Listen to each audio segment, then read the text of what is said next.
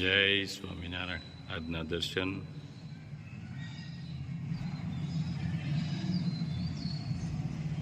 જય ગજાનંદ ગણપતિ મહારાજ. जय कष्टभंजन देव. जय स्वामीनारायण. जीवन में किसी को परखने का नहीं, हमेशा समझने का प्रयास करिए. जय स्वामीनारायण. जय स्वामीनारायण. जय श्री राम. जय श्री कृष्ण. जय माता जी. ओम नमः शिवाय. सत्य में विजेता सिद्धेश्वर महादेवની જય. સુરત કે જે આપણે કેરીની ગાડી લઈને ગયા હતા, તો કેરીની ગાડીનું કમ્પ્લેટ ત્યાં સુરત કરી યુકેના પાર્સલનું બધું કમ્પ્લીટ કરી અને નીકળ્યા. તો સવારમાં તે સાળંગપુર દાદાના દર્શન કીધું કરતા જઈએ, કષ્ટભંજન દેવના દર્શન કરી અને પછી આગળ આપણે ઘરે વધ્યું. અને ઇન કેસ કાલ અથવા પરમ દિવસ પાછી બીજી ગાડી ભરવાની રહેશે. તો કષ્ટભંજન દેવના દર્શન કરવા આવ્યા છે સાળંગપુરમાં. ભવ્ય કે આખી વિશ્વની અંદર કષ્ટભંજન દેવનું મંદિર, એટલે કોઈ પણને પૂછો એટલે કષ્ટભંજન દેવ સાળંગપુર એટલે એમાં કંઈ ઘટે જ નહીં. જોઈ લો કેટલું મસ્ત કષ્ટભંજન દેવનું મંદિર છે. સુપર. અને દાદાના દર્શન કરાવી પછી દાદાના દર્શન કરાવી. જય જય કષ્ટભંજન દેવ. સાળંગપુર કષ્ટભંજન દેવના દર્શન.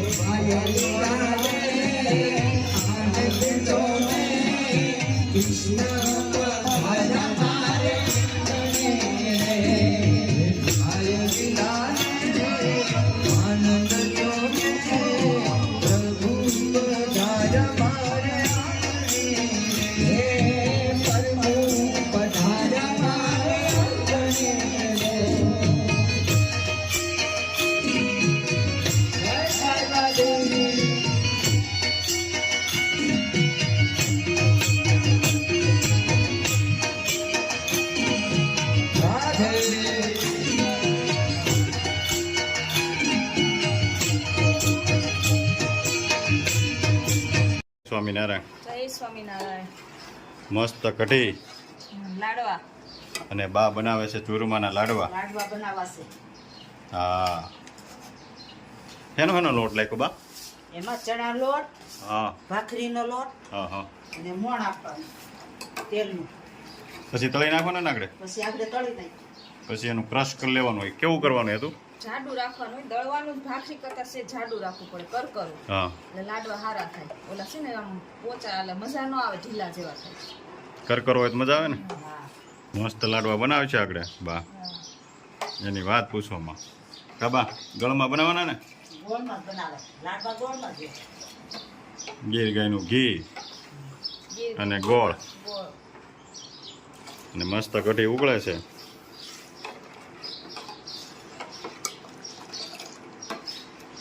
બાની કઢી કેમ બને બાકી? બહુ મસ્ત હો.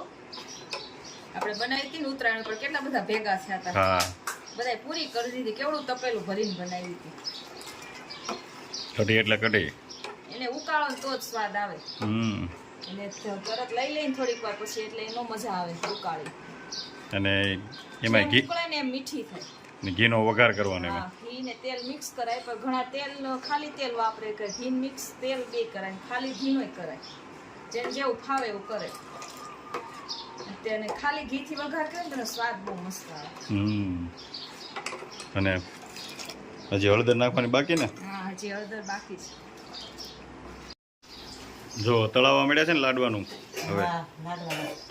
મુઠિયા હા લાડવાને તળાઈ જાય હા પછી એને ક્રશ કરવાનું, રસ કરી નાખવાનું. પછી ગોળનો ને એનો પાક લઈ અને લાડવા બનાવી નાખશું. લાલ થવા દેવો પડે ને બા? જરા ગુલાબી જેવા થવા મળે ને આવા હા. તો એ બહાર કઢાય. હમ. તો મસ્ત લાડવાનું ચૂરમું તૈયાર થઈ ગયું છે. મિક્સરમાં કાઢ્યું ને હા મિક્સરમાં કાઢ્યું ને એટલે એકદમ કણીદાર કણીદાર થાય. લાડવા થાય એકદમ સુપર. મસ્ત. હવે પાક લઈને હવે પાક લેશું. લાડવા બનાવી નાખી. હા જો મસ્ત ઘી અને ગોળનો પાક લે છે.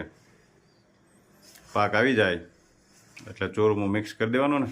હા કેમ બનશે લાડવા? મસ્ત બને હો. એમાં હશે બધા હવે લાડવા ભૂલી ગયા. હમ. મીઠાઈ આવી ગઈ ને. હા પેલા તો ચૂરમું ને લાડવા જ હતા. મહેમાન આવે ને તો છૂટું ચૂરમું ને લાડવા બે જ વસ્તુ બનાવતા. હવે બધું રેડીમેડ મળવા મળ્યું. હા બધા કોઈ મહેનત નહીં કરવાની. હવે શું થાય? પાક આવી જાય આવી જ જાય ને પાક ન લેવાનો હોય ને તો આમાં. ને ખાલી ફીણા ખાય એટલે નાખી દેવાનું. ગોળના હા નકર સીણી નથોડી લઈને બેહવું ન પડે હો બા. શીણી હથોડી થોડી લેવી પડે ગગા, હે ન લેવી પડે. તો વાંધો નહીં.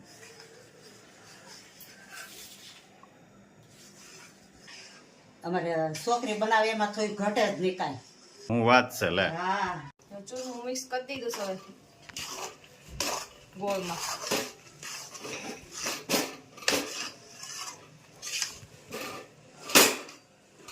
તું તારા લાડવા તૈયાર થઈ ગયા એમ કયો. જો બાએ લાડવા બનાવવાનું શરૂ કરી દીધું છે અને લાડવા તૈયાર થઈ જાય પછી ગણપતિને થાળ ધરી દેશું. મસ્તીના લાડવા છે ફૂલ ઘીવાળા. આ જય સ્વામિનારાયણ. જય સ્વામિનારાયણ. હમણાં ચૂરમાના લાડવા તૈયાર. હમણાં તૈયાર પ્રયાગના ફેવરિટ. હા કાજુ ને દ્રાક્ષ વાળા. હા કાજુ ને દ્રાક્ષ વાળા જો. એને ખબર પડી ગઈ હું નાખવાનું કેમ. હા હોના લાડવા બનાવી નાખવાના પછી થાળ ધરાવવો ને. હા જો બાએ લાડવા બનાવવાનું શરૂ કરી દીધું છે અને લાડવા તૈયાર થઈ જાય પછી થાળ ધરી દેશું. મસ્તીના લાડવા છે ફૂલ ઘીવાળા. નારાયણ નારાયણ